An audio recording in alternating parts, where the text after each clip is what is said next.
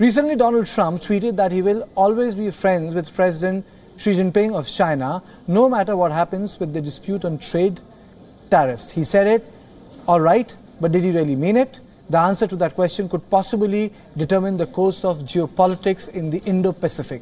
WION's Ramesh Ramachandran reports. The American deep state has, deep reservations about Putin's Russia and considers China as the new entrant into what Trump's defense minister James Mattis calls great power competition. Trump's national security strategy, which he unveiled in December last year, and Mattis's national defense strategy, elements of which were made public in January this year, identify China and Russia, not terrorism, as the big threats for the United States. But which is the bigger threat of the two, China or Russia?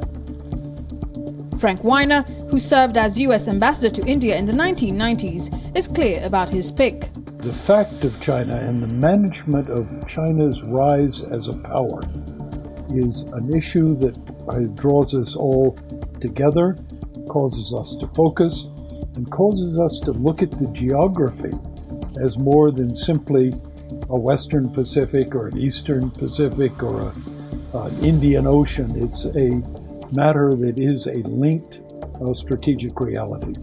But not everyone in the US shares Mr. Weiner's opinion. Russia, by definition, is a spoiler. It doesn't like the world as it's currently configured. China just wants room to be made for it. And so with Russia, I think the threat is more immediate. And I think it's actually, to a certain extent, over the short term, more dangerous. With China, there's still an opportunity along with the challenge.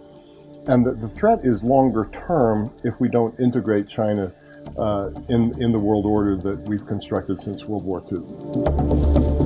What both Weiner and Kempe agree on is that the Quad, or quadrilateral, comprising India, the US, Japan and Australia, is an idea whose time has come. When it comes forward as a group, it's also easier to contain China where China needs to be contained.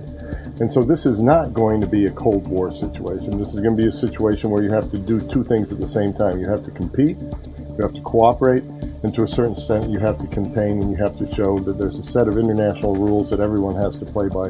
And with the Quad being together, with the four countries being together, that's going to be a much easier message to send. I indeed see a very important future for the Quad. But let me take a step back and say that I think the shift in emphasis from the Pacific to the Indo-Pacific recognizes a profound shift in global political and strategic realities. The Quad holds four-way talks on security cooperation. The Quad working alternatives for infrastructure financing. India opposes China's Belt and Road Initiative. China sees the Quad as an attempt to contain it. Washington's relations with Russia and China have implications for India. Tensions between Washington and Moscow could hurt India's ties with Russia.